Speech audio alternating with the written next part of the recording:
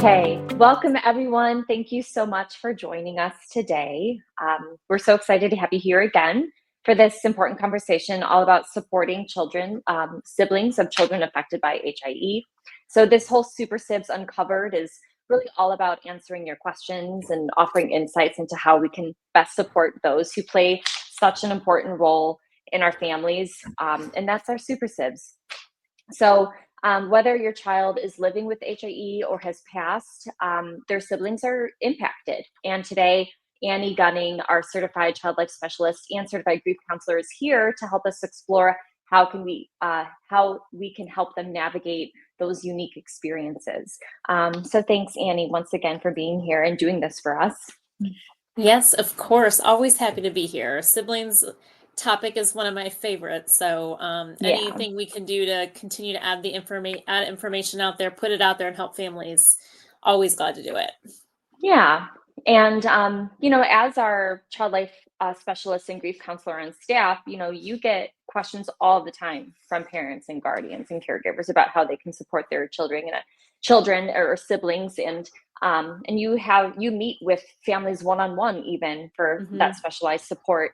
But for those in our community who don't know as well who you are or what you do you mind just kind Hmm. of recapping what a child life specialist does, particularly through the realm of Hope for HIE. And then also, Yeah. because this also pertains to our lost families too, Yeah. what a certified grief counselor does and the support that you're able to provide for that population of people. Yes. So as a child life specialist, I'm hoping a lot of families have had some type of interaction or support from a child life specialist in a hospital setting. And so now as I work in the community setting or through Hope for HIE in this virtual aspect, we still do the same thing. I still support families, helping them prepare for hospitalizations, procedures, surgeries, tests, helping them cope with any type of medical experience or trauma. So whether that is we need to come up with a plan for helping a child cope for a test that's coming up, or there's a lengthy hospital stay. What can we do to help the family cope with that separation? I provide resources in the form of books or websites, other organizations that could be helpful to a family. So anything just to support that family, the family system through this diagnosis, this journey, this medical experience is what I'm here to do. And then also, like you said, I'm also a grief counselor and providing support to those families, whether that's nearing end of life or after a child has passed, helping provide that coping support. And I think one of the most common questions I get is, how do I tell my kid, or what do I say to my kid when we've had someone in our family that has died? Parents are always Mhm. very worried about messing that up. And um, I'm here to tell you, you cannot mess it up. You won't mess it up. But I am here to also provide that support and give you the words or the resources you need to have those hard conversations. Yes. So we collected a bunch of responses from our community over the past couple of months, and even in the weeks leading up to this Q&A about from parents and caregivers and lots of across different demographics of what questions do you have when it comes to supporting your children and supporting the siblings of those impacted by HIE. And so you so professionally organized them into some categories to help make this, understandable and comprehensible and manageable for everyone. So our first category is really all about inclusion and sibling involvement. I know is a big one. So I printed this off. I'm gonna be like my mother here and do this with like the Yeah. restaurant menu.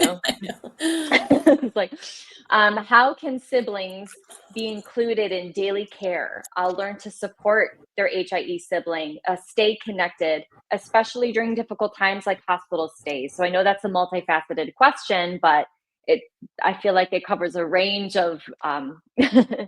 experiences. Yeah.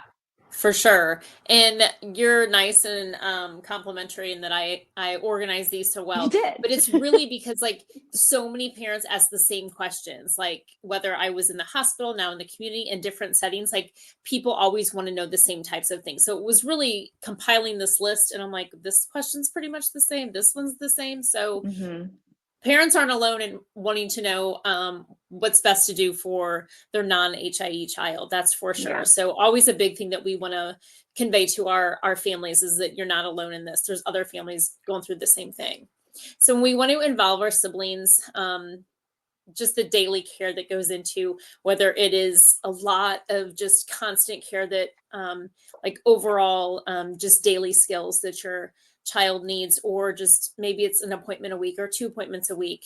Anytime you can include the sibling in caring for the HIE siblings needs, and it doesn't have to be something that they have to do, but maybe they want to be involved. You're spending this, they see it as you spending time with their sibling, and they want to be involved in that. So give them something similar that they can do with a doll or a superhero or a stuffed animal, and give them the medical supplies that you maybe don't need, or that are safe enough for them to play with, because then they can kind of use it on their own. It's desensitizing them to those medical pieces and equipment, and it makes it all seem less scary. I've had a lot of families say like their sibling doesn't want anything to do when it's, it's time for some type of whether it's like a bandage change or something with Mm. the G-tube, the sibling is really hands off. And so we want to make that less scary, and doing it in a playful way can make it less scary.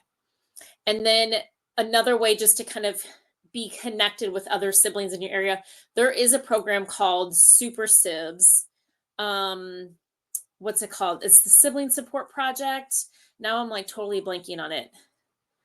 It's a national organization, and they do sib shops. Sib shops, that's what it is. I was gonna say sib shop, so I was so afraid of saying the wrong term. So I No, left you hanging. it's I it's sib really left you shops. Like hanging. we have one going on right here in Charlotte. There are sib Yeah. shop facilitators, and so just look in your area for sib shops, and there might be one happening near you, just to kind of keep that connection going. And then when there are those, you mentioned the lengthy hospital stays, see if the sibling can help you pack a bag. Like, hey, what do you think they would want to take with them? Or do you want to give us something of yours to take with you? So keeping that connection there when you're not really together. Making a picture, like getting a big poster board or a paper and printing off pictures, like family pictures, and making a big poster board that you can take to the hospital can be helpful, because then you have those pictures in the room, and then you can always, FaceTime or do phone calls. I have a couple families that when there's a lengthy hospital stay, they keep the same bedtime routine. So they call and say goodnight. They do their family prayers together at bedtime, and they do like a story together. So it's different, but still kind of keeping that same type of routine, just making an adjustment. Yeah.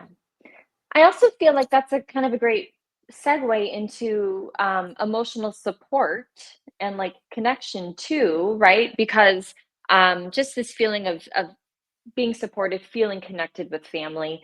Um, a lot of parents, you said, want to know like how can siblings identify and express their emotions and cope with those big feelings Mm-hmm. and those moments of not understanding maybe what's going on, or thinking something's going on, but not really, being in tune with all of the details. Yeah. And just understanding the overall changes that come in a typical journey with HIE, and just dealing with those feelings of maybe even being left out, lacking attention, or feeling Mm-hmm. disconnected from other family Mm-hmm. members when that attention, Mm-hmm. rightfully so, is going to that child, that other child. Yeah, right. And sometimes that has to happen, right? You have Yeah. to give them the extra attention, or you have to care for their needs at that moment. Like that has to happen. But if there are those adjustments you can make, to where one parent is doing it and another, okay, they're in a safe place, they're good. Now the other parent or another family member can go and be with the sibling and do something with them. It is tricky, and I'm not saying that it's easy and there's a quick fix for everybody. Every family and family unit is different. um, Providing those outlets for emotional expression and emotional release are really important. Kids aren't always going to sit down and talk to you about how they feel. Like it just doesn't really happen. Everything that I do is very interactive with kids. And a lot of what I've been doing lately is just giving kids the space and the opportunity to provide this release of emotions. So Mhm. setting up blocks and then letting them kick them down or hit them all down. Like that's a great release. We don't need to talk about it, but they're still getting things out. Making a Mhm. target outside and then throwing wet paper towels at it, and you can write things on it that make you mad or sad or worried or scared, and throw stuff at it. I love throwing ice cubes, throwing water balloons. I hang water balloons from trees, and I let the kid like get a stick and they hit it and hit it. And I use regular balloons, not water balloons, because they're a little Mm. stronger, so I have to hit it a little bit more. Mhm. Any type of sensory play can be really helpful. Just it helps with the processing. It can be calming, it can be relaxing. So again, that's like an emotional release. Just you're calming down whatever you're experiencing and going through. And then don't underestimate the importance of just playing with like characters, the good guy Mm. versus the bad guy stuff. I recently was with a little kid and I had my whole hospital set up, and everybody that worked at the hospital was a bad person. The doctor, the ambulance, the hospital was bad. I mean, everybody. He was angry at everybody at the hospital. They were all bad.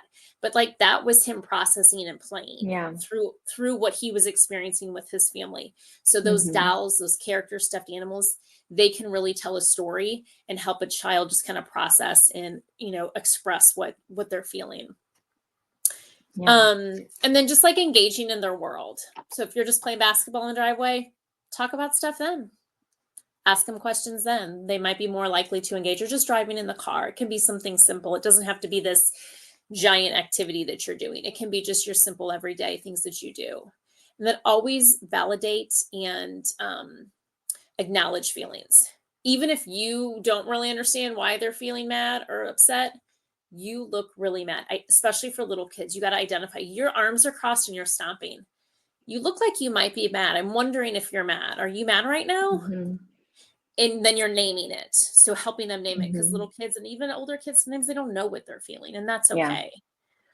And then just Yeah. to kind of hit a little bit onto like helping them feeling left out. I feel like this is a huge one I always hear about. The sibling feels left out. So allow them to choose a special time, choose something they want to do with that parent.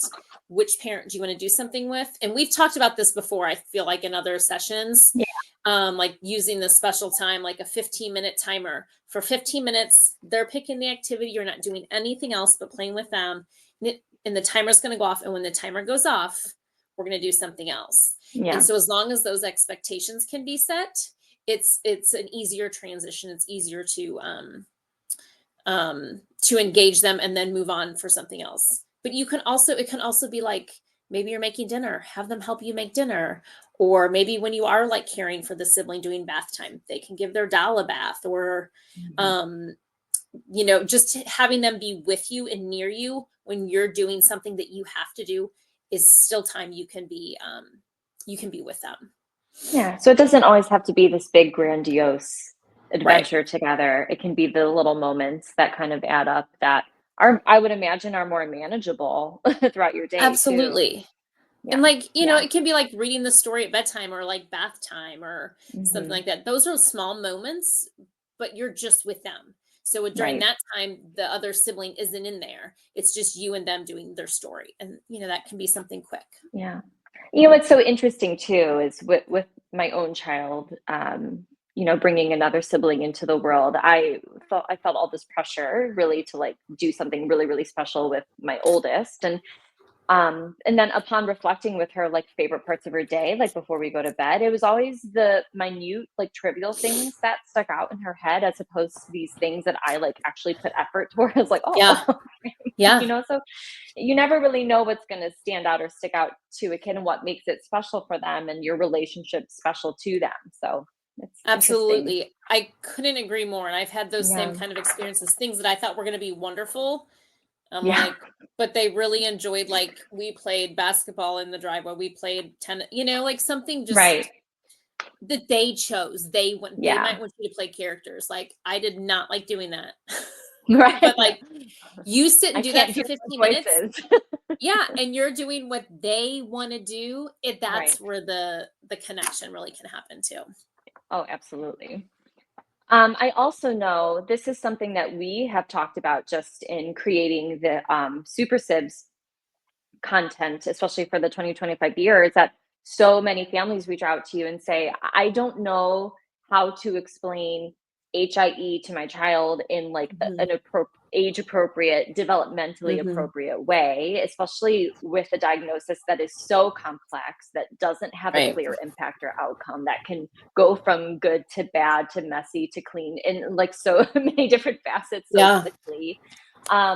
So, and that kind of lends itself to this question, which is when you are when you have siblings who are watching these things happen, and you have to help them understand HIE and understand all of this medicalized jargon or information, important topics and important things that they're witnessing, like G tubes, cerebral palsy, going into surgery, while also explaining these concepts in a way that makes sense to them. Mm-hmm. What advice do you give those parents when they ask you for guidance in that realm? A lot of it depends on the age of the child, first of Yeah. all, right? To what they're going to understand. The younger kids, they need concrete, simple, clear language. Older kids, as they get older, they might be asking more questions. They can handle a little bit more information. They might be the information seekers, so they're going to ask more and they need more to understand. But I also want to make sure parents it's okay to say, I don't know this. I don't know what the Mhm. answer is. You don't have to have the answer for everything. And something just to kind of go back on the coping part, you don't have to fix everything either. Sometimes I've heard so many kids and siblings say, like, I just wanted to tell my mom that I was mad because I didn't get to go to XYZ. And then she just wanted to fix it. I didn't want anybody to fix anything. So they Yeah. really do just want a space to be able to share how they're feeling sometimes, and that Yeah. they're mad and that they're heard, um, to help them kind of when they understand and to cope. It is the education piece does come into it. So explain, we're going to the doctor, this is the diagnosis, hospitalization, all of those things need an explanation. We are going to the cardiologist today. The cardiologist is the heart doctor.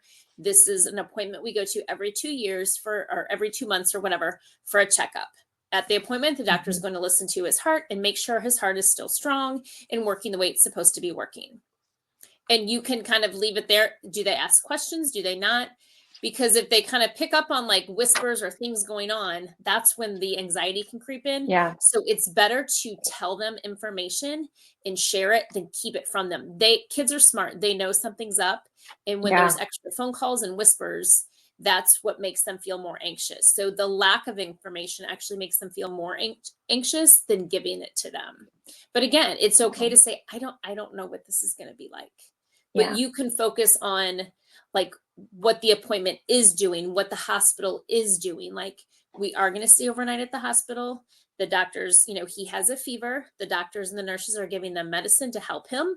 So the fever will go away. When the fever goes away, then they said we can talk about, when we get to come home. Yeah. So just kind of the simple, honest, concrete information, providing more as they get older is usually the best Mhm. bet. They can kind of guide you of how much you need to give. Yeah. And of course, as any parent or caregiver or anyone in that position would tell you, it's all out of just the secrecy isn't out of, I don't think the intent of purposely being, holding secrets. It's really out of a desire to protect your kid. Absolutely. From knowledge that might be fearful or scary or Mhm. cause Mhm. anxiety. But like you said, it's funny how Mhm. counterintuitive that can be, because in an attempt to protect them, it's actually beneficial, like you said, to demystify and be more Yeah, clear about what's going on. for Yeah, but sure. I think anyone can understand the initial reaction to, Absolutely. You wanna yeah, protect, right? That's your first thing of for your kids. course, You wanna of protect them. course, You wanna keep them from, "I'm not gonna tell them this because I don't want them to worry." Well, chances are right. they're already worried or scared. Yeah. It is They crazy probably how are. observant they are. I mean, it really is like, Incredible. yeah, Incredible. it's like, Yeah. it shocks me sometimes, Yeah. that they pick up And we on. will attach to, because I did find like just some kind of the more common diagnoses that come from HIE. Yeah, We will yeah, attach at the end some like, information, some great sites and videos that I found that could be appropriate for kids. So we'll attach that perfect, at the end for links. perfect. And then I also want to spend time for our lost community too, because like I said before, HIE, there's no clear journey, there's no clear path. impact our outcome. And so there are so many families in our community who, whether their super sib came before their child with HIE died or after, during, I mean, there's so Hmm. many journeys that can happen. Um, I think one of the biggest questions is, how do we talk to our children about death, really, and Hmm. about whether, no matter where it happened in their journey, what helps them understand and cope with their feelings and express their feelings, and how can, parents facilitate that for them? Yes, and this is a question I do get a lot, and it was one several that came in when Hmm. we were trying to just figure out what we wanted to talk about. So just like when we're talking about a diagnosis, it's we want to use simple, concrete terms. This is a big topic. This is a really hard topic, and this is when parents often say, "I don't want to mess this up. What do I say? Hmm. I'm going to mess it up." And like I said at the beginning, you're not going to mess it up because your answer and what you're wanting to share with them is coming from a place of like love and care and protection. So you're wanting to Hmm. share the best information you can with them. So you won't mess it up. This can also be very individualized. So all the information today is very general. So if Yeah. there is a situation or a specific topic that you're like, I need specifics on this diagnosis or this situation with my kid, please know that you can reach out to me. We can talk specifics for your family. But like I Absolutely. said, the simple, concrete terms, as in the child died. Do you know what it means when somebody dies? That means their body stopped working, so they can't eat and they can't drink or play or roll over or run Hmm. or whatever, you kind of adapt it to the age of Hmm. the child. In that way, it gives them like oh, so now I know what that means when your body dies. It means it stops working and it can't play anymore. And you'll probably Hmm. have to repeat that several times because you will go over this and then they'll go do something like, when are they coming back? Or where are they? And then you Hmm. just repeat the same thing again. And they're gonna keep processing it. This is like a diagnosis as well, as you can include more information and more details the older they get. And if you have that information seeker that's asking more questions, then you can provide a little bit more details. I think for a lot of parents, reading this goes for the medical information as well. Reading books, I think, is very helpful. Reading books about feelings, reading books about a diagnosis, the hospital, reading books about death and dying. I have a lot of really good books that I have and that we have as resources. Then it gives parents the words to use, and they don't have to Yeah. try and figure out what to say and how to explain something. That way, it's a relatable situation. There's a character that the child can relate to, and it's giving you the words. And so you don't have to kind of come up with the whole story or provide all of the information. And then another way, just to like, as we move into like helping them just cope and understand too, do they want to be involved in any type of anniversaries, celebrations, birthdays? That can be an option. It never should be that they have to be help plan something or attend something or go somewhere. It should be an option if they want to be included. How would you like to be included in your brother's birthday celebration? Do you want to be in Hmm. charge of what color decorations we get, or do you want to go with us? We're going to go to the cemetery. Is that this is what the cemetery is? Making sure they know what Hmm. that is. Do you want to go with us? If you don't, so and so can stay home with you. So those choices and those options are really important. So we're not making them be a part of anything that they're not really ready for yet or that isn't helpful to them. Right. And then always validating any feelings that they have. So, in showing those emotions yourself is 100% okay and normal because then you can kind of identify what you're feeling. I'm crying because I'm really sad because I really miss brother right now. Yeah. And it's okay if we cry. And then it lets them know too that it's okay to cry and these feelings are okay and these are normal too. Hmm. And I know you mentioned, I think there's a book resource list that you created There is. for, Mhm. yeah, that we'll post, that we'll make sure that we post on our blog, etc. When Yes. we go over And I this think too. that one I have divided up into like 0 to 3, it's kind of the same age as our super Yeah. sibs. Yeah. Um, And so you will find with the younger ones, it's a lot of the feeling books too, a lot of feeling Hmm. identification stuff, because that's part of it is helping them understand what they're feeling. So then you can go into helping them cope with this loss. Yeah. Speaking of resources and support, I know, like you said, a lot of these are going to be more curated or tailored to like specific needs, and that this is more of a general conversation, like a good starting point, a foundational point to work from in terms of like building these resources. But um, if you could list um, organizations or books or whatever that you feel like would be helpful for siblings of children with HIE, and their parents, of course, to better understand their feelings, cope, and deal Yeah. with all of the topics we talked about today: inclusion, emotional support, grief, medical education. So, Hmm. whatever comes to mind that you're willing to share is something we're willing Sure. to hear. Yeah, sure. And like you said, we will have like a condensed list of resources. Yeah. I tried to kind of get everything that I've shared with Super Sibs over the past year in all of the groups, whether it is our Super Sibs groups or a Lost Super Sibs group, just so we have that comprehensive list for everyone. But like Yeah. Courageous Parents Network is a great one, because they have videos on there, and they have videos on there. They have a sibling section. So they have information for parents and help parents, and then they also have a section for siblings. As far as books and resources, I know I've said before, Mighty and Bright is always a great one. I love their books that they have. um Gosh, I'm trying to think of some of the other ones that I use all the time. For loss, there's a couple. The Dougie Center and National Mhm. Association for Children's Grief are two great organizations that have a lot of information, just to help kids and help you when you're helping your child. What else? One thing that I wanted to do too is I think I want to start posting in regular like updates and just kind of information or resources on our Super Sibs Facebook page. So it's our closed Mm, Facebook page yeah. for families. So I will, or for, I think, what is it, for 13 and older? Is that I what it feel is? like I think it parents is. I do feel like I think parents are it's on that too, but, yeah. I Okay. forget the targeted demographic completely, but, But I want to that's good to start know. posting just kind of like a monthly, like, hey, here's a resource for you. And I might have Yeah, sent this one before, but check this out. I just found, because there's always new information on there. So maybe I'll do yeah, like a monthly post of like, here's a new resource. Check this out. I It love has that. such and such information on it.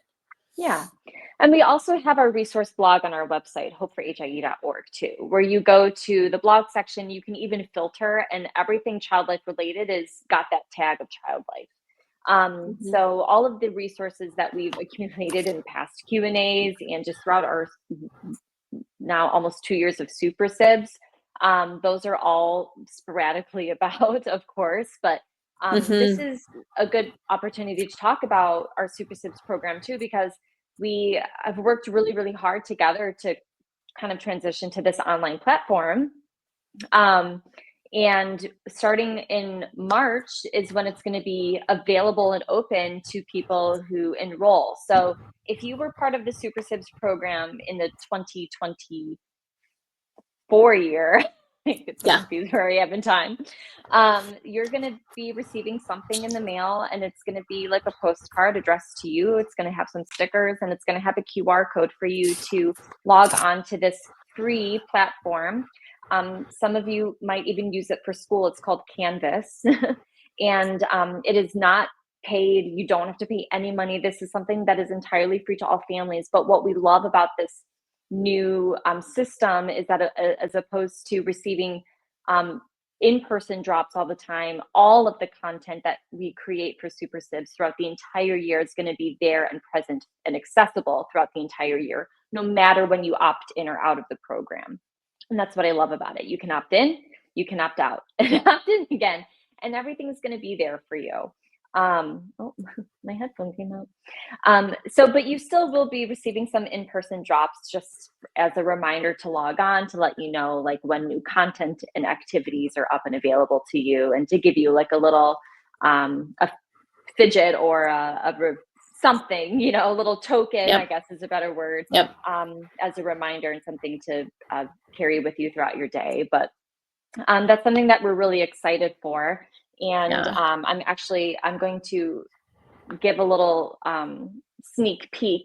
So Annie, you'll have to let me know if it Yeah. shares. Let me Oh get yeah, I can to. see it. It's up there. Oh, it is. Okay, perfect.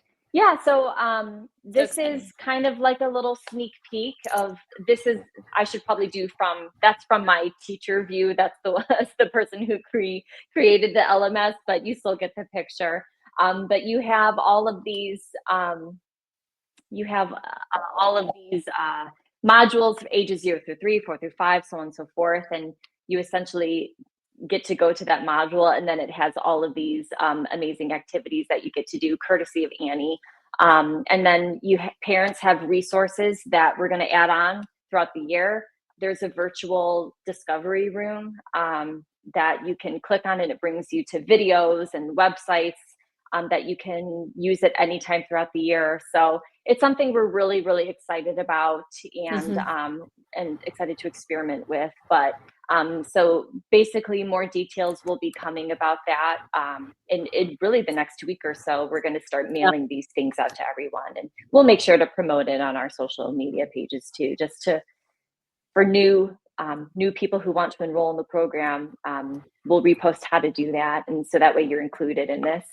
Hmm. But we're excited about that to make it more accessible for everyone too. So Yeah, and I like how, like you had said before, everything is up there. So yeah. if you don't sign up till the middle of the year, you still have access Mhm. to the first two drops that we did. So you still have access to all the information now that we Yeah, have it on a digital platform. So I think that's pretty cool that yeah, families have access to it all the time. yeah. Or even if your kid like has a birthday mid-year, like not everyone's born in January or February when we start Right. this, and they're transitioning from that from age 10 to then to middle school. That's a big transition, and like they want to be talked to differently, spoken to differently. They want to engage in different activities. So Hmm. instead of opting out and re-enrolling in a different age group, you can pick and choose really what Yeah. works best for your kid, no matter their age. Really, it's more Yeah. about where they're developmentally ready and willing, what they're willing to Yeah. engage with. So That's I a like great that point, too. actually. Like, because sometimes it is hard when you're on the like cusp of like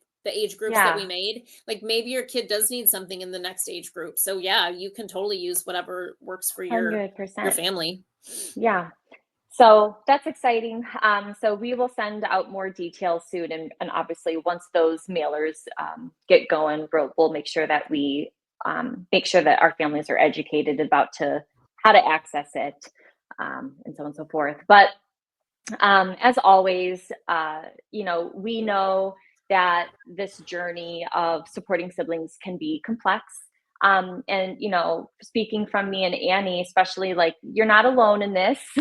And we hope that this conversation just gave you some valuable tools and comfort and answers to some of your prominent questions as you continue to support your family. But Annie, maybe let them know how they can contact you for that individualized support before we say goodbye. Sure, you can always go to the Hope for HIE website and go under support. And when you click on that, it'll drop down and it'll have information about social work and about child life. And then there's another button you can click for submit form, I think is what it is. And if Hmm. you click on that and you can type in whatever it is that you need, whatever you're looking for, if it's sibling support, if it is a specific issue, you can put on that, and then we get the referral through our referral platform, and either myself or the social worker will get it, and then we will take it from there and contact you. Yeah. Thank you, as always, so much for joining us, Annie. And thank you for those who joined us live. And just because your question or you came up with a question that we didn't answer in this particular series doesn't mean that we're going to leave you hanging. You can always email Annie. You can always go to hie.support and get that tailored support that you need. So that way you Mhm. feel supported on your journey and helping your family. So we'll see you in March, Annie, again for our next Child Life Q&A. But until then, thanks for joining, and thanks everyone for listening into this conversation today. Thank you.